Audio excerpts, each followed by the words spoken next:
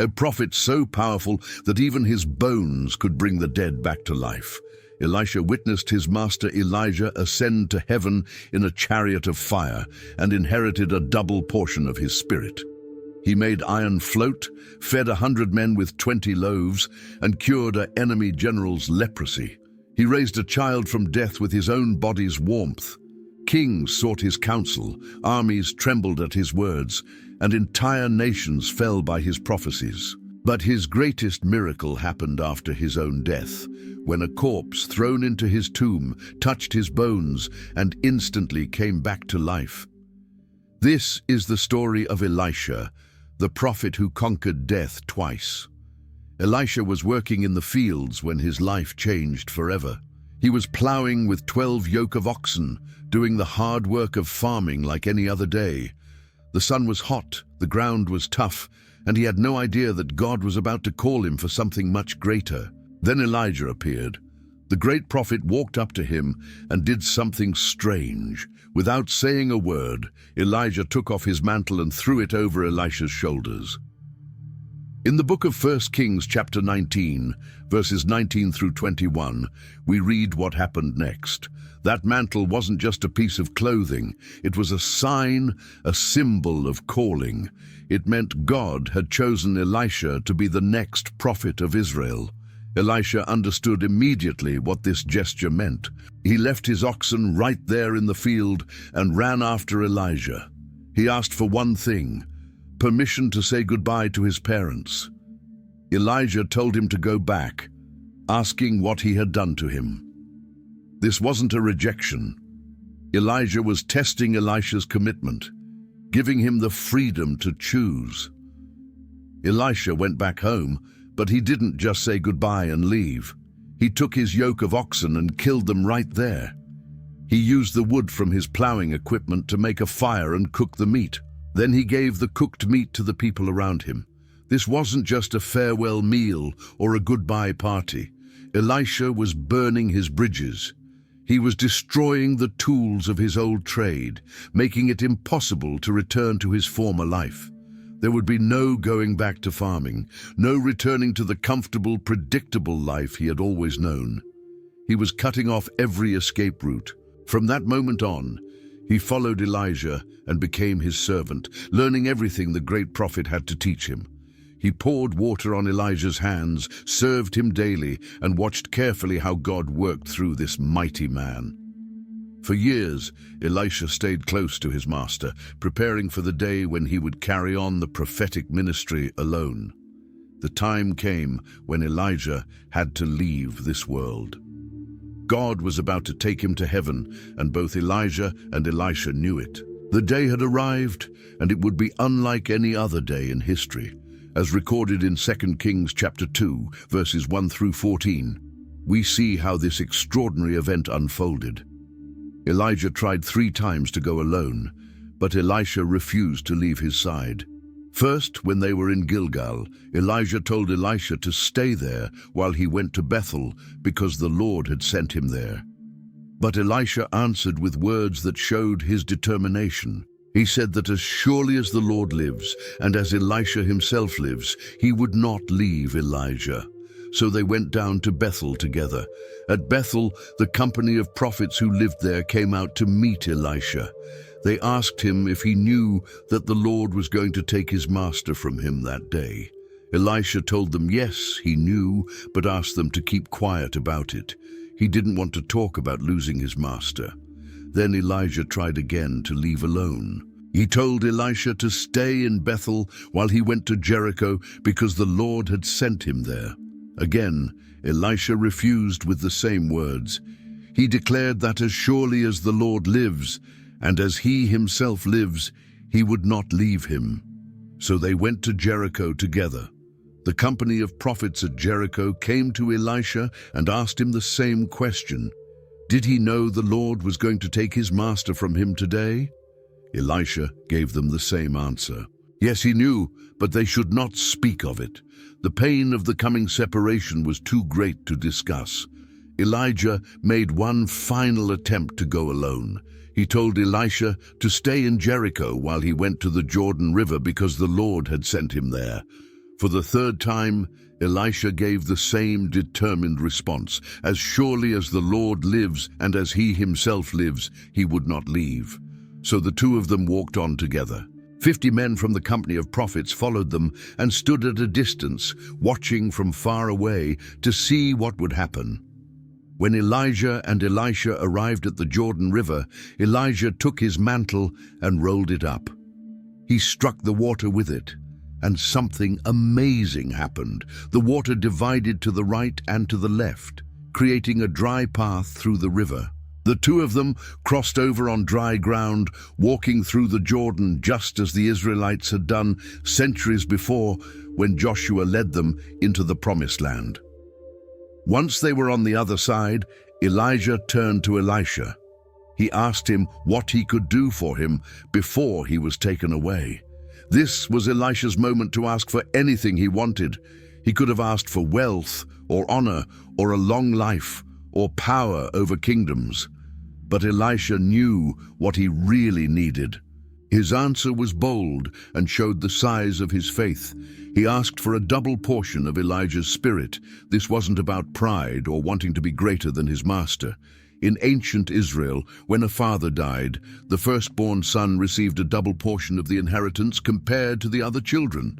By asking for a double portion, Elisha was asking to be recognized as Elijah's spiritual heir, his firstborn in the faith. He knew the work ahead would be incredibly hard. He knew he would face kings and armies, droughts and famines, life and death situations. He would need God's power working through him in abundance. Elijah looked at him and said, this was a difficult thing to ask for, but he made a promise. If Elisha saw him when he was taken from him, it would be granted. If not, it would not happen. So Elisha watched carefully, not wanting to miss a single moment. As they were walking along and talking together, suddenly a chariot of fire appeared. It was pulled by horses of fire, blazing with supernatural flames. The fiery chariot came between Elijah and Elisha, separating them. And Elijah went up to heaven in a whirlwind, spinning upward in a column of wind and power. Elisha saw it all happening. He cried out loudly, calling Elijah his father, the chariots and horsemen of Israel. He was watching his spiritual father, his mentor, his master being taken away forever. In his grief, he took hold of his own clothes and tore them in two. This was the traditional sign of mourning and deep sorrow. When he could no longer see Elijah, he looked down at the ground. There, lying before him, was Elijah's mantle. It had fallen from Elijah as he went up. Elisha picked it up carefully. This mantle represented the transfer of prophetic authority and power. It was now his responsibility to carry on the work. He turned and walked back to the Jordan River, holding the mantle that had belonged to Elijah.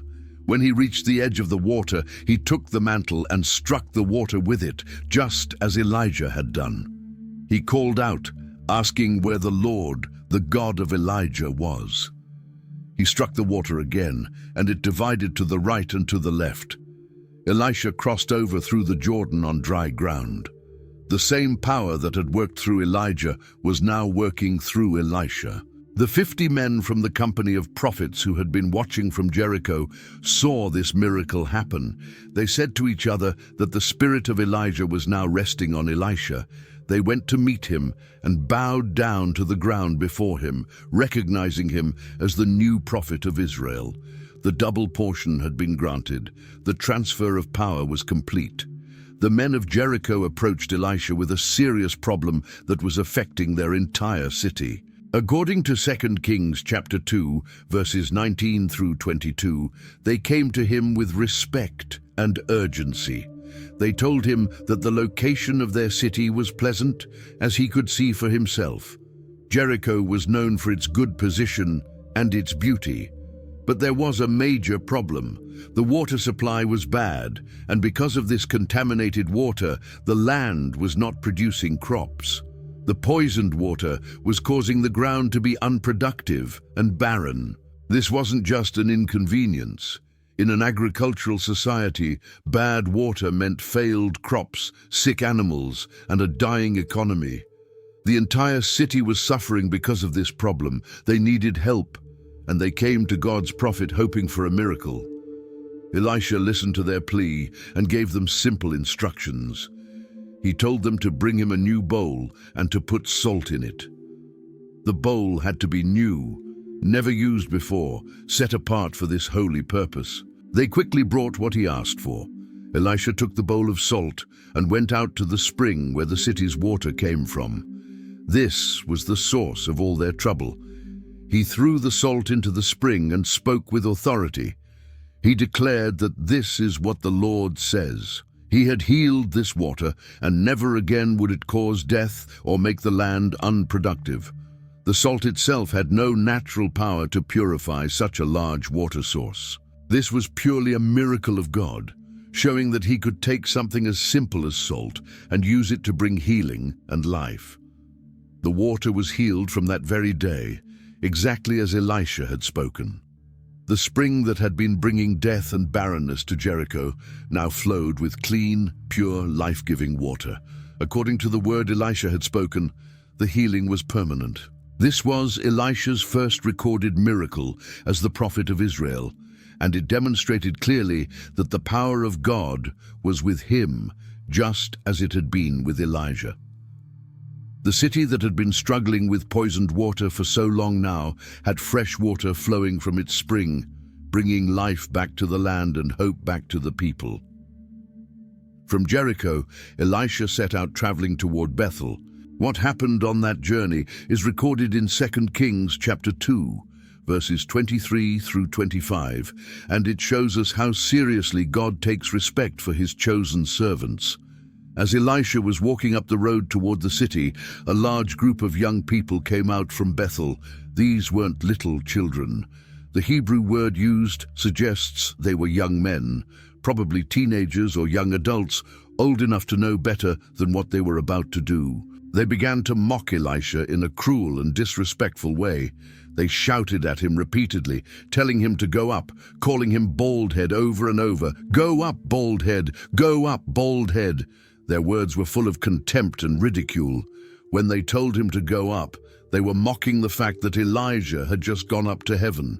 They were essentially telling Elisha to disappear like Elijah had, to go away and leave them alone. They didn't want a prophet of God in their city. The insult about being bald might have been literal, or it might have been a general term of mockery and disrespect. Either way, their intention was clear. They were publicly rejecting God's prophet and, by extension, rejecting God himself. This wasn't innocent teasing or childish behavior. This was open rebellion and contempt for God's authority. In ancient Israel, prophets spoke with God's authority. To mock a prophet was to mock God. To reject a prophet was to reject God. These young men knew exactly what they were doing. Elisha turned around and looked at them. He didn't respond in anger or try to defend himself. Instead, he pronounced a curse on them in the name of the Lord. This wasn't personal revenge. Elisha was acting as God's representative, and God himself was responding to their rebellion. Immediately, 2 female bears came out of the woods nearby. They attacked the group and mauled 42 of the young men. The judgment was swift and severe. This event might seem harsh to us today, but we have to understand the context. These young men were part of a generation in Bethel that had completely turned away from God. Bethel had become a center of idol worship. The golden calf that Jeroboam had set up was there, leading people away from the true God. These young men represented a culture that had rejected God's ways and was raising up a new generation to do the same. Their public mockery of God's prophet was the visible symptom of a much deeper spiritual problem. God used this moment to send a clear message to the entire nation. Elisha was his chosen prophet, carrying the same authority and power that Elijah had carried. Anyone who rejected Elisha was rejecting God, and there would be consequences. The news of what happened would spread quickly throughout Israel, and people would know that they needed to treat God's prophet with respect and take his words seriously. From there, Elisha continued his journey. He went to Mount Carmel, the place where Elijah had called down fire from heaven and defeated the prophets of Baal. Then he returned to Samaria, the capital city of Israel, ready to begin his ministry as God's prophet to the nation. Years passed, and the political situation in Israel changed. Joram, the son of the wicked king Ahab and Queen Jezebel, became king over Israel. 2 Kings chapter 3, verses 1 through 27, tells us the story of a war that brought three kings together and led to one of Elisha's most remarkable miracles. Joram became king in the 18th year of Jehoshaphat, king of Judah, and he reigned in Samaria for 12 years. He did evil in the eyes of the Lord, continuing in the sins that had plagued Israel for generations. However, he did remove the sacred stone of Baal that his father Ahab had made, which was at least a small step in the right direction. Still, he continued in the sins of Jeroboam son of Nebat, who had caused Israel to sin with the golden calves at Bethel and Dan. He did not turn away from those sins. During this time, Mesha king of Moab raised sheep, and he had to pay tribute to the king of Israel. Every year, he supplied 100,000 lambs and the wool of 100,000 rams. This was an enormous amount, showing just how much wealth Moab had to send to Israel. But after Ahab died, the king of Moab rebelled against the king of Israel and stopped paying the tribute. King Joram wasn't going to let this rebellion go unchallenged. He set out from Samaria and gathered all Israel's fighting men together. Then he sent a message to Jehoshaphat, the king of Judah, asking if he would join forces with him. The message asked if Jehoshaphat would go with him to fight against Moab. Jehoshaphat agreed immediately. He said that he would go, that he was as Joram was, his people as Joram's people, and his horses as Joram's horses. They would fight together as allies. Then Jehoshaphat asked a practical question. Which route should they take to attack? King Joram answered that they should go through the desert of Edom. This route would allow them to bring the king of Edom into the alliance as well, creating a three-nation coalition against Moab. So the king of Israel, the king of Judah, and the king of Edom set out together with their armies. They marched for 7 days through the harsh desert terrain, and a crisis developed. There was no water for the army or for the animals that were with them. This was a disaster. An army cannot survive without water, especially not in the desert. King Joram began to panic and despair. He cried out that the Lord had called these three kings together only to deliver them into the hands of Moab. He saw the situation as hopeless, believing they would all die of thirst before they even reached the enemy. But Jehoshaphat, who was a godly king, had a different response. He asked if there was a prophet of the Lord anywhere nearby, someone through whom they could inquire of the Lord for guidance. One of the servants of the king of Israel spoke up with good news. He said that Elisha, son of Shaphat, was there. He identified him as the one who used to pour water on the hands of Elijah, showing that he had been Elijah's personal servant and disciple. Jehoshaphat immediately recognized the significance of this. He said that the word of the Lord was with Elisha. So the three kings went down to meet with the prophet. The king of Israel, the king of Judah, and the king of Edom all came to seek God's help through Elisha. When they arrived, Elisha looked directly at King Joram with strong words. He asked him what he wanted, what business they had together. He told Joram to go to the prophets of his father Ahab and his mother Jezebel if he wanted prophetic guidance. This was a sharp rebuke, reminding Joram that his parents had rejected God's prophets and followed false ones instead. But Joram protested, saying no, because it was the Lord who had called these three kings together to deliver them into the hands of Moab. He was trying to blame God for their predicament. Elisha responded with even stronger words. He declared an oath. As surely as the Lord Almighty lives, whom I serve, if I did not have respect for the presence of Jehoshaphat, king of Judah, I would not pay any attention to you or even look at you." Elisha was making it absolutely clear that he was only helping because of Jehoshaphat, the godly king. He had no interest in helping Joram, who had continued in the evil ways of his parents. Then Elisha's tone changed from rebuke to instruction. He said to bring him someone who could play the harp. This might seem like a strange request in the middle of a military crisis, but music was often used to create an atmosphere of worship and prepare the heart to hear from God. A musician was brought, and as he played, the hand of the Lord came on Elisha. The Spirit of God came upon the prophet, giving him a message for the three kings. Elisha spoke with divine authority. He told them that this is what the Lord says: "Make this valley full of ditches." He explained that they would see no wind and no rain, yet that valley would be filled with water. They and their cattle and their other animals would have plenty to drink. The water would come, but not through any natural means they could observe. There would be no storm clouds, no rainfall, no obvious source. God would provide water in a supernatural way. But Elisha continued with more of God's message. He said that this was an easy thing in the eyes of the Lord. Providing water for 3 armies was simple for God. But he would also do much more than that. He would deliver Moab into their hands. Elisha gave them specific instructions about what to do when they conquered the land. They would attack every fortified city and every major town.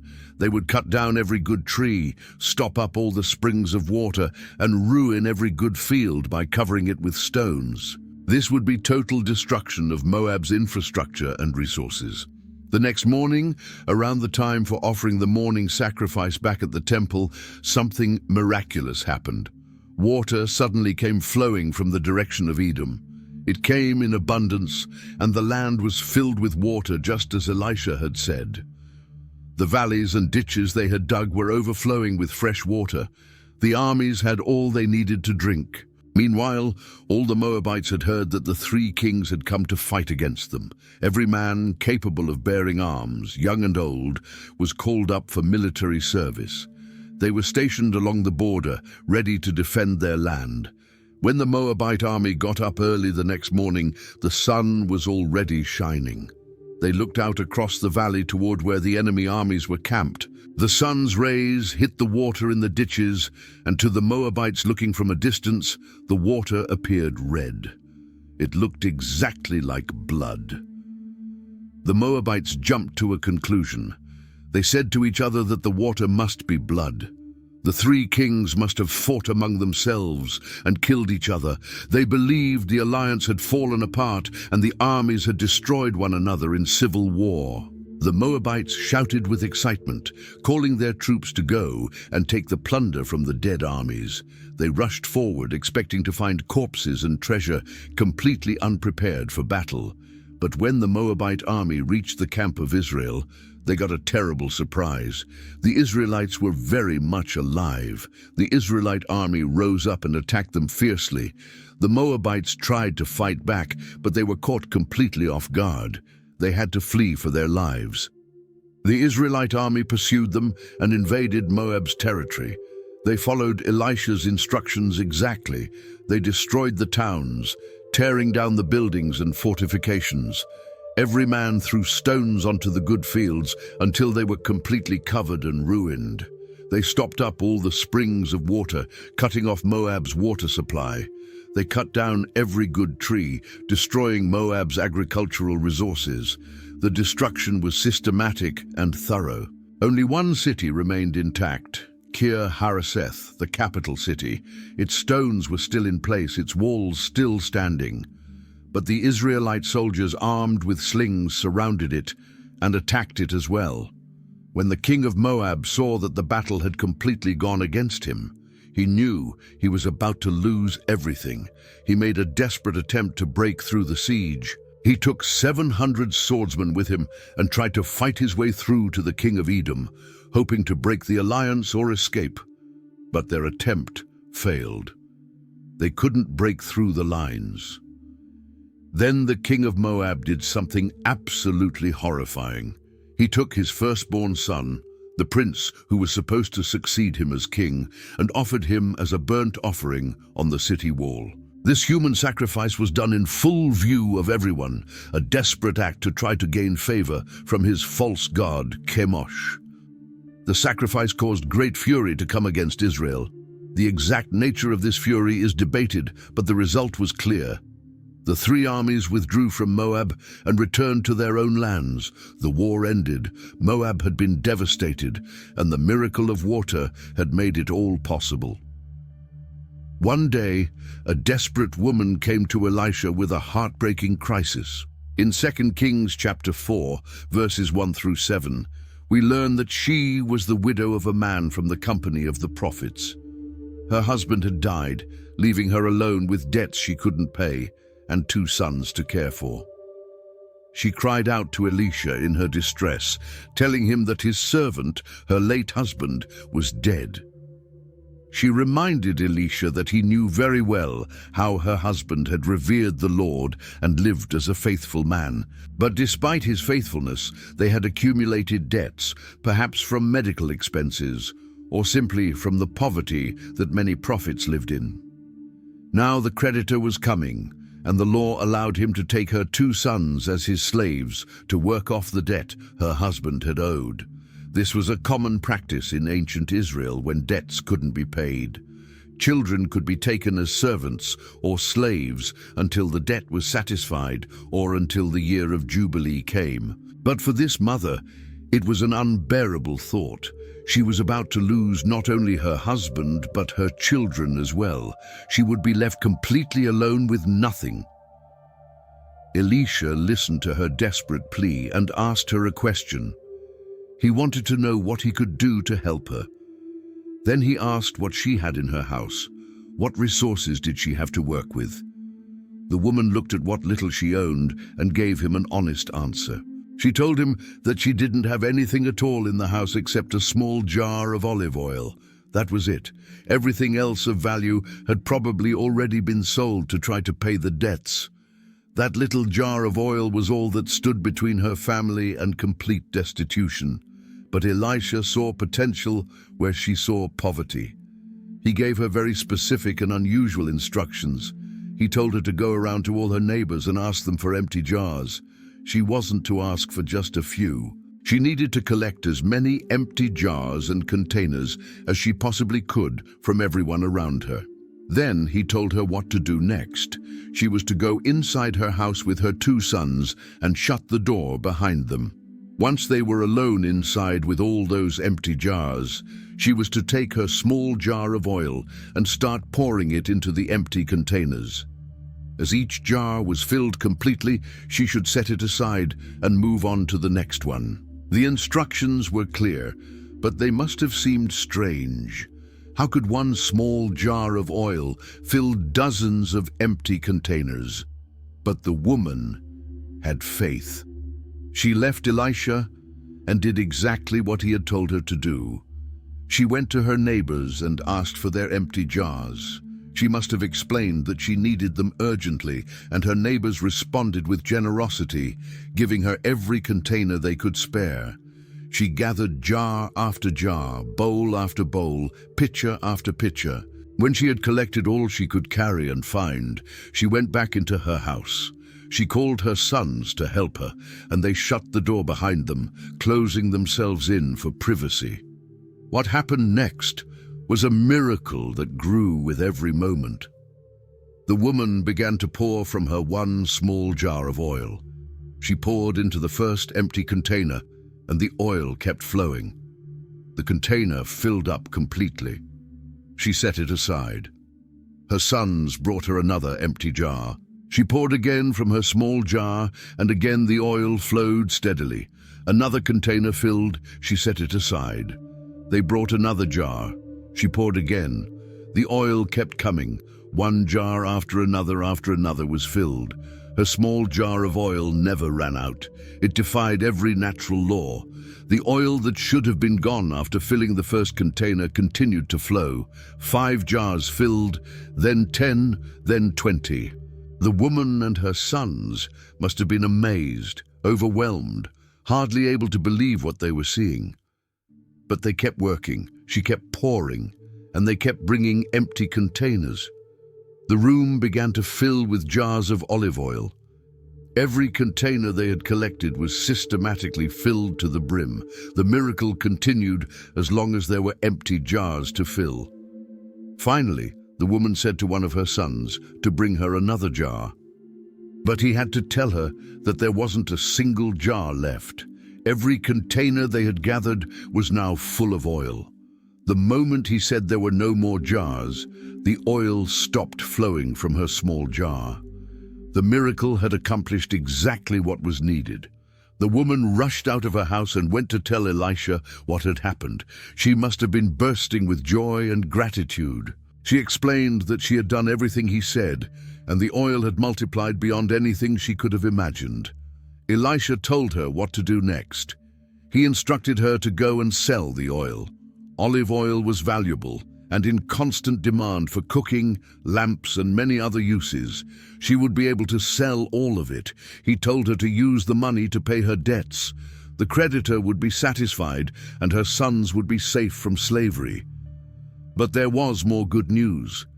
Elisha said that she and her sons could live on what was left over. There would be enough oil that even after paying off all the debts, she would have money remaining to support her family going forward. The miracle not only solved her immediate crisis, but provided for her future as well. What had started as one small jar of oil, the last possession of a desperate widow, had become the means of salvation for her entire family. God had used what little she had and multiplied it beyond measure. Her faithfulness in obeying Elisha's strange instructions, even when they didn't make logical sense, had opened the door for God's miraculous provision. One day, Elisha traveled to the town of Shunem, and there he met a woman who would become very important in his life. According to 2 Kings chapter 4, verses 8 through 17, this woman was well-to-do, which means she had wealth and resources. When she saw Elisha passing through her town, she urged him to stay and have a meal. Elisha accepted her invitation. From that day on, whenever he passed by Shunem, he would stop there to eat. The woman's hospitality became a regular pattern. She noticed that Elisha came through their town frequently, and she began to think about how she could serve him better. One day, she said to her husband that she knew the man who regularly came their way was a holy man of God. She had observed his character and recognized that he was truly God's prophet. She had an idea. She suggested to her husband that they make a small room on the roof for Elisha. They could put a bed in it, along with a table, a chair, and a lamp. Then whenever Elisha came to visit, he would have a private place to stay. Her husband agreed, and they built the room exactly as she had described. It was a simple but thoughtful gesture, providing Elisha with a quiet place to rest during his travels. One day Elisha came and went up to his room to rest. He called his servant Gehazi and told him to call the Shunammite woman. Gehazi called her, and she came and stood before Elisha. Elisha said to Gehazi that he should tell her they had noticed how she had gone to all this trouble for them and ask her what could be done for her in return. He asked if she wanted him to speak on her behalf to the king or the commander of the army. Perhaps she had some request that needed royal attention or military assistance. But the woman answered that she was content living among her own people. She didn't need any favors from powerful officials. She was happy with her life as it was. After she left, Elisha asked Gehazi what could be done for her then. There had to be some way to thank her properly. Gehazi had observed something important about this woman's life. He told Elisha that she had no son and her husband was old. This was a significant detail. In that culture, not having a son meant no one to carry on the family name, no one to inherit the property, and no one to care for parents in their old age. For a woman whose husband was already elderly, this meant facing a future alone without security or support. Elisha told Gehazi to call her again. When she came and stood in the doorway, Elisha spoke to her with a promise. He said that about this time next year she would hold a son in her arms. The woman couldn't believe what she was hearing. She responded by saying, "No, my lord, man of God, don't mislead your servant." She was asking him not to give her false hope about something so precious. The disappointment would be too great to bear. But Elisha had spoken God's word to her. The woman did become pregnant, and she gave birth to a son the next year, at the very time Elisha had told her, just as he had said. The promise had come true. The woman who had shown kindness without expecting anything in return received the greatest gift she could have imagined. The child grew, and one day he went out to his father, who was with the reapers in the field. 2 Kings, chapter 4, verses 18 through 37, tells us what happened next. Suddenly the boy cried out to his father, saying, my head hurts. Something was terribly wrong. The father immediately told a servant to carry the boy to his mother. The servant lifted him and brought him to his mother. The boy sat on her lap until noon, and then he died. The woman's promised son, the child she thought she would never have, was gone. But this mother didn't panic or fall apart. She carried her dead son up to the room where Elisha stayed. She laid him on the bed of the man of God, then shut the door and went out. She called to her husband and said she needed one of the servants and a donkey because she had to go quickly to the man of God and then come back. Her husband was confused. He asked why she was going to him on that particular day. It wasn't a new moon festival or a Sabbath, the usual times for visiting a prophet. But she simply said it would be all right. She saddled the donkey and told her servant to lead on and not slow down unless she told him to. She set out and came to Mount Carmel where Elisha was. When Elisha saw her in the distance, he said to Gehazi that the Shunammite woman was coming.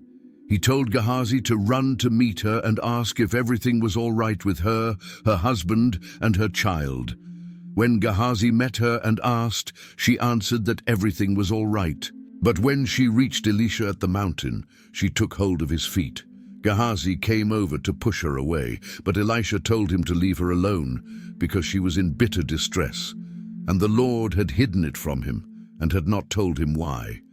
Then she spoke her heart. She reminded Elisha that she didn't ask him for a son. She had told him not to raise her hopes. Now the very gift he had promised had been taken away, and the pain was unbearable. Elisha understood the emergency. He told Gehazi to tuck his cloak into his belt, take Elisha's staff in his hand, and run. If he met anyone, he shouldn't greet them, and if anyone greeted him, he shouldn't answer. He was to lay the staff on the boy's face. But the woman said that as surely as the Lord lives, and as Elisha lives, she would not leave him. She wanted Elisha himself to come, not just his staff with his servant. So Elisha got up and followed her.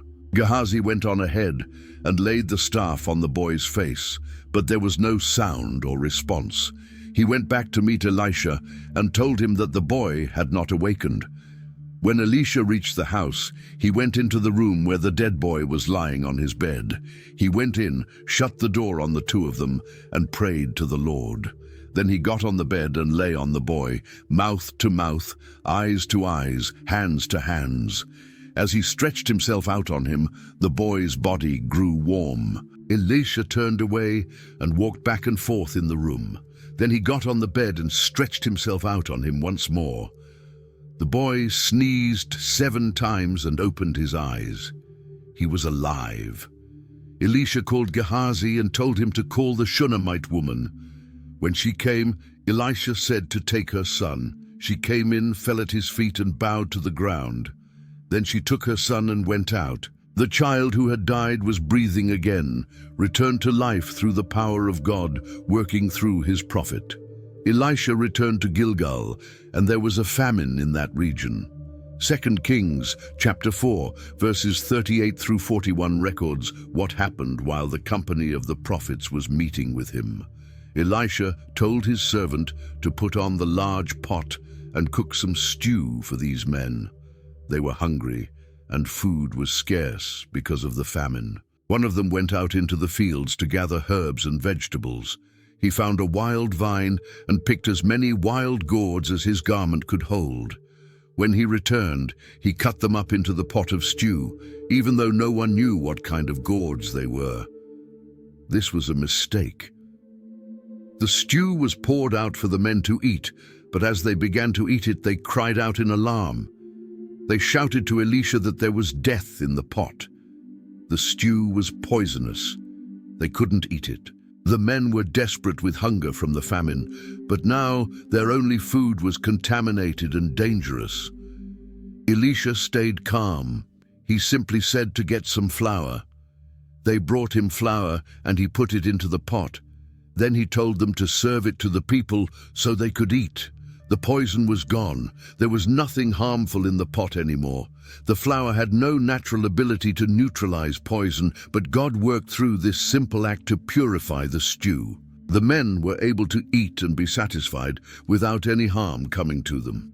A man came from Baal-Shalisha, bringing Elisha 20 loaves of barley bread baked from the first ripe grain, along with some heads of new grain. In 2 Kings chapter 4, verses 42 through 44, Elisha gave an instruction that seemed impossible. He told his servant to give it to the people to eat. His servant was shocked. He asked how he could set this before 100 men. There were 20 small loaves and 100 hungry men. The math didn't work. It wasn't nearly enough food. But Elisha repeated his command. He said to give it to the people to eat, and then he added what the Lord said. They would eat and have some left over. This was God's promise. So the servant set the food before them, and something miraculous happened. They all ate as much as they wanted.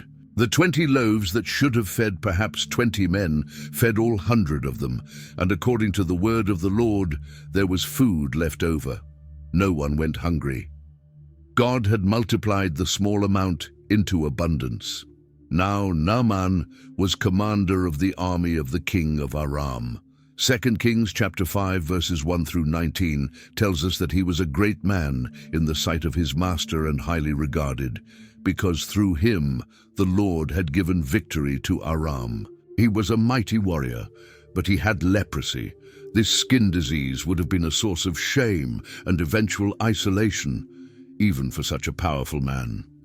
Now bands of raiders from Aram had gone out and had taken captive a young girl from Israel, and she served Naaman's wife. One day she said to her mistress that she wished her master would see the prophet who was in Samaria, because he would cure him of his leprosy. This young servant girl, taken from her home by force, still had compassion for her captor and faith in God's prophet.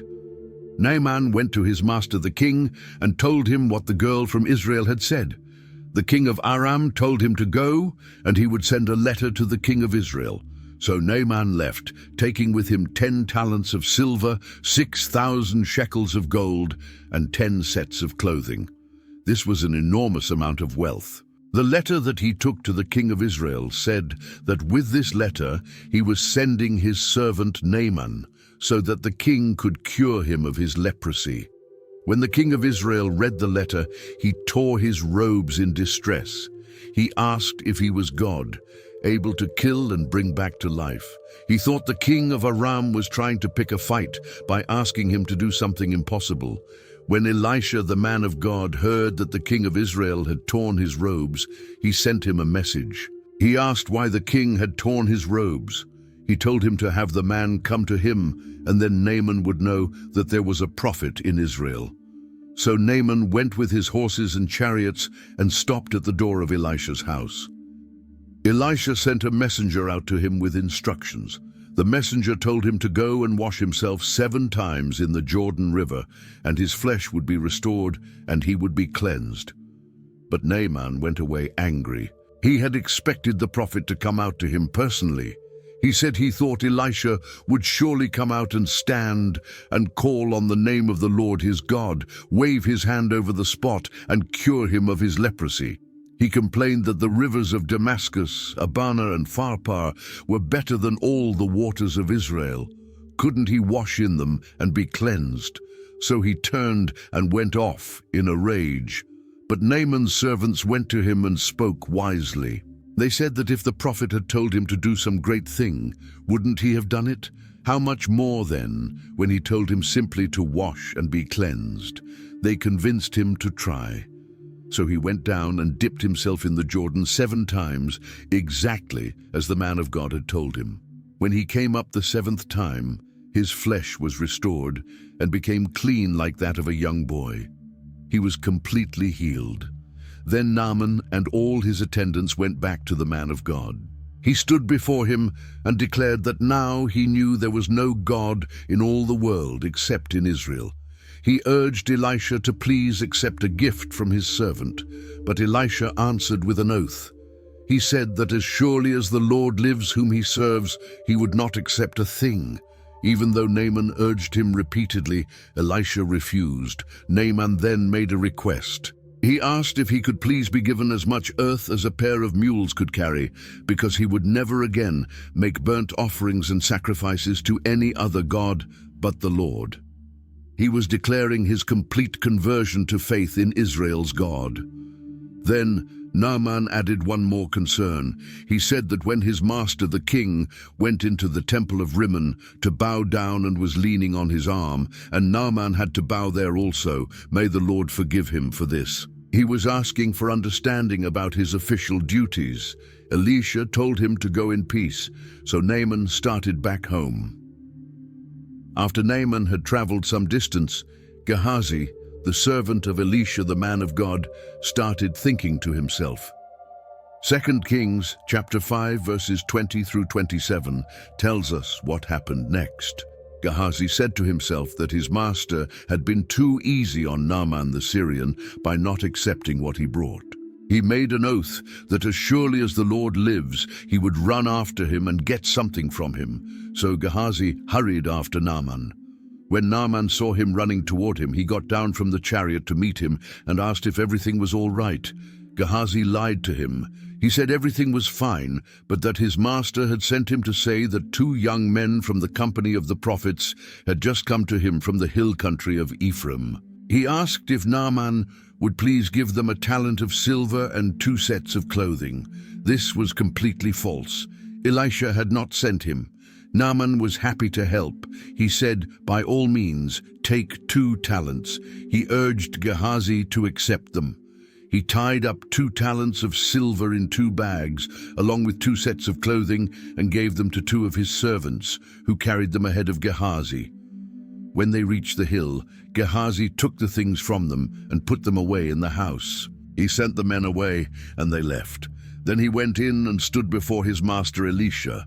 Elisha asked him where he had been. Gehazi lied again, saying he hadn't gone anywhere. But Elisha knew the truth. He asked Gehazi if his spirit wasn't with him when the man got down from his chariot to meet him. Elisha had seen everything through the Spirit of God. Then Elisha confronted him with a piercing question. He asked if this was the time to take money or to accept clothes, olive groves and vineyards, flocks and herds, or male and female slaves. Gehazi had put personal gain above the ministry and had misrepresented God's prophet for money. The consequences were immediate and severe. Elisha declared that Naaman's leprosy would cling to Gehazi and to his descendants forever. Then Gehazi left Elisha's presence, and his skin was leprous, as white as snow. The disease that had been lifted from Naaman now covered Gehazi because of his greed and deception. The company of the prophets said to Elisha that the place where they were meeting with him was too small for them. According to 2 Kings chapter 6, verses 1 through 7, they suggested going to the Jordan River, where each of them could get a pole and build a place there for them to meet. Elisha told them to go. Then one of them asked if he would please come with his servants. Elisha agreed, saying he would go, so he went with them. When they arrived at the Jordan, they began to cut down trees for the construction. As one of them was cutting down a tree, the iron axe head fell into the water. He cried out to Elisha, saying, "Oh no, my lord, it was borrowed." This was a serious problem. Iron was expensive and valuable. The man had borrowed the axe, which meant he was responsible for it. Now it was at the bottom of the river, and he had no way to replace it or repay the owner. The man of God asked where it fell. When he showed him the place, Elisha cut a stick and threw it into the water at that spot. The iron axe head floated to the surface. This defied all natural laws. Iron doesn't float, but God was showing his power even over the smallest problems his servants faced. Elisha told the man to lift it out, so he reached out his hand and took it. The borrowed axe was recovered, and the man's debt was resolved through a simple miracle. Now the king of Aram was at war with Israel. In 2 Kings chapter 6, verses 8 through 23, we read that after conferring with his officers, he said he was going to set up his camp in such and such a place. This was supposed to be a secret military strategy. The man of God sent word to the king of Israel, warning him to beware of passing that place, because the Arameans were going down there. So the king of Israel checked on the place indicated by the man of God. Time and again Elisha warned the king, and the king was on his guard in those places. This happened repeatedly, and the Aramean army kept finding their plans foiled. The king of Aram was furious about this. He summoned his officers and demanded to know which of them was on the side of the king of Israel. Someone was clearly betraying their military secrets. One of his officers answered that none of them was betraying him, my lord the king. But Elisha, the prophet who was in Israel, told the king of Israel the very words the king spoke in his bedroom. Even the most private conversations in the king's own chambers were being revealed to Israel's king through God's prophet. The king of Aram gave an order. He told them to go and find out where Elisha was so he could send men and capture him. The report came back that the prophet was in Dothan. Then the king sent horses and chariots and a strong force there. They went by night and surrounded the city. This was a massive military operation just to capture one prophet. When the servant of the man of God got up and went out early the next morning, an army with horses and chariots had surrounded the city. The servant went to Elisha in panic and cried out, asking, "Oh no, my lord, what shall we do?"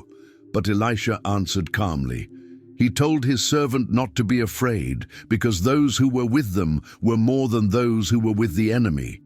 This made no sense to the servant, who could only see the two of them surrounded by an entire army. Then Elisha prayed. He asked the Lord to open his servant's eyes so he could see. The Lord opened the servant's eyes, and he looked and saw the hills full of horses and chariots of fire all around Elisha. The invisible army of heaven was there, protecting God's prophet. The heavenly forces vastly outnumbered the earthly army. As the enemy came down toward him, Elisha prayed to the Lord, asking him to strike this army with blindness. So the Lord struck them with blindness, as Elisha had asked. Elisha told the confused and blinded soldiers that this was not the road and this was not the city. He instructed them to follow him, and he would lead them to the man they were looking for. And he led them to Samaria, the capital city of Israel, right into the heart of enemy territory.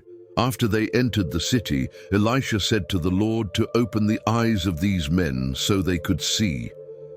Then the Lord opened their eyes, and they looked around, and there they were, inside Samaria. When the king of Israel saw them, he asked Elisha if he should kill them, calling him my father. He asked the question twice, eager to destroy this delivered enemy, but Elisha said no. He asked if the king would kill people he had captured with his own sword or bow. These men had been delivered by God's power, not by military victory. Elisha told the king to set food and water before them so that they could eat and drink and then go back to their master. So the king prepared a great feast for them, and after they had finished eating and drinking, he sent them away, and they returned to their master. The Aramean soldiers went back and told their king what had happened. So the bands from Aram stopped raiding Israel's territory. They had learned that Israel's prophet had power beyond anything they could fight against. Sometime later, Ben-Hadad, king of Aram, mobilized his entire army and marched up and laid siege to Samaria. 2 Kings chapter 6, verse 24 through chapter 7, verse 20 records one of the most desperate situations in Israel's history. The siege lasted so long that there was a great famine in the city. The food situation became so severe that a donkey's head sold for 80 shekels of silver and a quarter of a cab of seed pods for 5 shekels. People were paying enormous amounts of money for things that normally wouldn't even be considered food. As the king of Israel was walking on the city wall, a woman cried out to him, asking for help, "My lord the king." The king responded by asking how he could help her. He said if the Lord didn't help them, where could he get help for her? From the threshing floor or the wine press? He knew there was no food anywhere. Then he asked her what was troubling her. She answered that another woman had said to her to give up her son so they could eat him that day, and tomorrow they would eat her son. So they cooked her son and ate him. The next day she said to the other woman to give up her son so they could eat him, but the woman had hidden him. The situation had become so horrific that mothers were eating their own children to survive. When the king heard the woman's words, he tore his robes. As he walked on the wall, the people looked and saw that he had sackcloth on under his robes, next to his skin. He was in mourning for his nation's suffering. He said, "May God deal with him severely if the head of Elisha son of Shaphat remained on his shoulders that day." The king was blaming Elisha for the disaster and wanted him killed. Now Elisha was sitting in his house, and the elders were sitting with him. The king sent a messenger ahead, but before he arrived, Elisha said to the elders that they should see how this murderer was sending someone to cut off his head. He told them that when the messenger came, they should close the door and hold it shut against him. Wasn't the sound of his master's footsteps behind him? While Elisha was still talking to them, the messenger came down to him. The king himself arrived and said that this disaster was from the Lord, so why should he wait for the Lord any longer? He had lost all hope. But Elisha answered with a prophecy. In chapter 7, verse 1, he said to hear the word of the Lord. This is what the Lord says. About this time tomorrow, a sea of the finest flour would sell for a shekel, and 2 seahs of barley for a shekel at the gate of Samaria. The officer on whose arm the king was leaning said to the man of God that even if the Lord should open the floodgates of the heavens, could this happen? Elisha told him he would see it with his own eyes, but he would not eat any of it. This was a prophecy of judgment on the officer's unbelief. Now there were 4 men with leprosy at the entrance of the city gate. They said to each other, asking why they should stay there until they died. They reasoned that if they said they would go into the city, there was famine there, and they would die. And if they stayed where they were, they would die. So they decided to go over to the camp of the Arameans and surrender. If they spared them, they would live. If they killed them, then they would die. At dusk they got up and went to the camp of the Arameans. When they reached the edge of the camp, no one was there. The Lord had caused the Arameans to hear the sound of chariots and horses and a great army, so that they said to one another that the king of Israel had hired the Hittite and Egyptian kings to attack them. So they got up and fled in the dusk, and abandoned their tents and their horses and donkeys. They left the camp as it was and ran for their lives. The men who had leprosy reached the edge of the camp, entered one of the tents, and ate and drank. Then they took silver, gold, and clothes, and went off and hid them. They returned and entered another tent, and took some things from it, and hid them also. Then they said to each other that what they were doing was not right. This was a day of good news, and they were keeping it to themselves. If they waited until daylight, punishment would overtake them. They decided to go at once and report this to the royal palace. So they went and called out to the city gatekeepers and told them that they had gone into the Aramean camp, and no one was there, not a sound of anyone, only tethered horses and donkeys, and the tents left just as they were. The gatekeepers shouted the news, and it was reported within the palace. The king got up in the night and said to his officers that he would tell them what the Arameans had done to them. He thought they knew the Israelites were starving, so they had left the camp to hide in the countryside, thinking that when the Israelites came out of the city, they would take them alive and get into the city. One of his officers answered that some men should take 5 of the horses that were left in the city. Their plight would be like that of all the Israelites left here, like all the Israelites who were doomed anyway. So they should send them to find out what happened. So they selected 2 chariots with their horses, and the king sent them after the Aramean army. He commanded the drivers to go and find out what had happened. They followed them as far as the Jordan, and they found the whole road strewn with the clothing and equipment the Arameans had thrown away in their headlong flight. So the messengers returned and reported to the king. Then the people went out and plundered the camp of the Arameans. So a sea of the finest flour sold for a shekel, and 2 seahs of barley sold for a shekel, exactly as the Lord had said.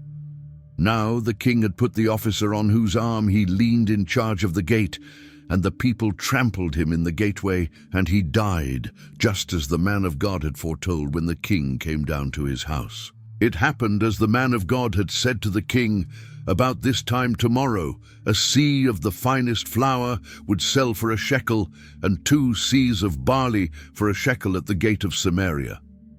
The officer had said to the man of God that even if the Lord should open the floodgates of the heavens, could this happen? The man of God had replied that he would see it with his own eyes, but he would not eat any of it, and that is exactly what happened to him. The people trampled him in the gateway, and he died. Now Elisha had said to the woman whose son he had restored to life that she should go away with her family and stay for a while wherever she could, because the Lord had decreed a famine in the land that would last 7 years. 2 Kings chapter 8 verses 1 through 15 tells us what happened next. The woman proceeded to do as the man of God said. She and her family went away and stayed in the land of the Philistines 7 years. At the end of the 7 years, she came back from the land of the Philistines and went to appeal to the king for her house and land. When she returned, she found that others had taken possession of her property while she was gone. The king was talking to Gehazi, the servant of the man of God, and had said to tell him about all the great things Elisha had done. Just as Gehazi was telling the king how Elisha had restored the dead to life, the woman whose son Elisha had brought back to life came to appeal to the king for her house and land. Gehazi said that this was the woman, my lord the king, and this was her son, whom Elisha restored to life. The timing was perfect. The king asked the woman about it, and she told him the whole story. Then he assigned an official to her case and said to give back everything that belonged to her, including all the income from her land from the day she left the country until now. God had protected her property rights and restored everything she had lost during the 7 years of absence. Elisha went to Damascus, and Ben-Hadad, king of Aram, was ill. When the king was told that the man of God had come all the way up there, he said to Hazael to take a gift with him and go to meet the man of God. He told him to consult the Lord through him and ask if he would recover from this illness. Hazael went to meet Elisha, taking with him as a gift 40 camel loads of all the finest wares of Damascus. He went in and stood before him and said that Ben-Hadad, king of Aram, had sent him to ask if he would recover from his illness. Elisha answered that he should go and say to him that he would certainly recover, but that the Lord had revealed to him that he would in fact die. Elisha stared at him with a fixed gaze until Hazael was embarrassed. Then the man of God began to weep. Hazael asked why his lord was weeping. Elisha answered that he knew the harm Hazael would do to the Israelites. He would set fire to their fortified places, kill their young men with the sword, dash their little children to the ground, and rip open their pregnant women. This was a horrifying prophecy of future violence. Hazael asked how his servant, who was only a dog, could accomplish such a feat. Elisha answered that the Lord had shown him that Hazael would become king of Aram. Then Hazael left Elisha and returned to his master. When Ben-Hadad asked what Elisha said to him, Hazael replied that Elisha told him he would certainly recover. But the next day, Hazael took a thick cloth, soaked it in water, and spread it over the king's face, so that he died. Then Hazael succeeded him as king, exactly as Elisha had prophesied.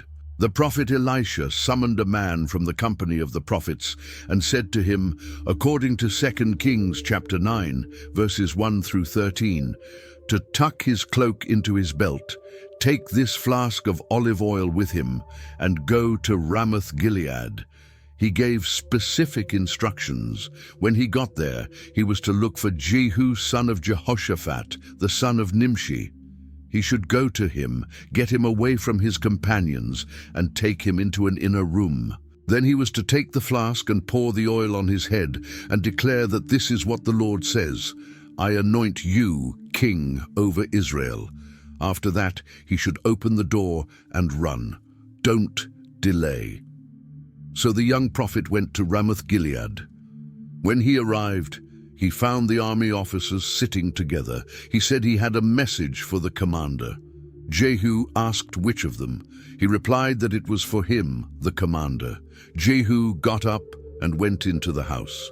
Then the prophet poured the oil on Jehu's head and declared that this is what the Lord, the God of Israel, says, I anoint you king over the Lord's people, Israel. He gave Jehu a mission. He was to destroy the house of Ahab, his master, and the Lord would avenge the blood of his servants, the prophets, and the blood of all the Lord's servants shed by Jezebel. The whole house of Ahab would perish, and the Lord would cut off from Ahab every last male in Israel, slave or free. He would make the house of Ahab like the house of Jeroboam, son of Nebat, and like the house of Baasha, son of Ahijah. As for Jezebel, dogs would devour her on the plot of ground at Jezreel, and no one would bury her. Then the prophet opened the door and ran, exactly as Elisha had instructed. When Jehu went out to his fellow officers, one of them asked if everything was all right, asking why this maniac came to him. Jehu replied that they knew the man and the sort of things he said, but they insisted that wasn't true, telling him to tell them. Jehu said that the prophet had told him, this is what the Lord says, I anoint you king over Israel. They quickly took their cloaks and spread them under him on the bare steps. Then they blew the trumpet and shouted that Jehu was king. Years later, Elisha was suffering from the illness from which he would die. 2 Kings chapter 13, verses 14 through 19, records his final prophecy. Jehoash, king of Israel, went down to see him and wept over him, crying, my father, the chariots and horsemen of Israel. These were the same words Elisha had cried when Elijah was taken up to heaven. Elisha told him to get a bow and some arrows, and he did so. The prophet told him to take the bow in his hands. When he had taken it, Elisha put his hands on the king's hands. He told him to open the east window, and he opened it. Elisha commanded him to shoot, and he shot. Elisha declared that this was the Lord's arrow, the arrow of victory over Aram. He prophesied that the king would completely destroy the Arameans at Aphek. Then Elisha told him to take the arrows, and the king took them. Elisha told him to strike the ground. He struck it 3 times and stopped. The man of God was angry with him and said he should have struck the ground 5 or 6 times. Then he would have defeated Aram and completely destroyed it. But now he would defeat it only 3 times. The king's lack of enthusiasm and persistence had limited the extent of God's deliverance. Elisha died and was buried. According to 2 Kings chapter 13, verses 20 through 21, Moabite raiders used to enter the country every spring. Once, while some Israelites were burying a man, suddenly they saw a band of raiders approaching. In their panic and fear, they threw the man's body into Elisha's tomb and quickly ran away to save their own lives. When the dead man's body touched Elisha's bones, something extraordinary happened. The man came to life and stood up on his feet. The power of God that had worked through Elisha during his lifetime was still present even in his bones after death. This was the final miracle connected to the prophet who had performed so many wonders. Even in death, Elisha was still being used by God to demonstrate his power over life and death. The prophet who had raised the dead while he lived raised the dead even after he died. The prophet Elisha lived a life marked by extraordinary miracles, from the moment he left his plow to follow Elijah until even after his death, when his bones brought a man back to life. His story shows us that God's power knows no limits, working through those who serve him faithfully. Through Elisha, we see that no situation is too difficult for God, no enemy too strong, and not even death itself can stand against his will. If you enjoyed learning about the incredible life of Elisha, the prophet who conquered death twice, please subscribe to our channel and hit the notification bell so you don't miss our next biblical stories. Share this video with your friends and family so they can also discover the amazing power of God working through his servants. Leave a comment below telling us which miracle of Elisha impressed you the most. God bless you and see you in the next video.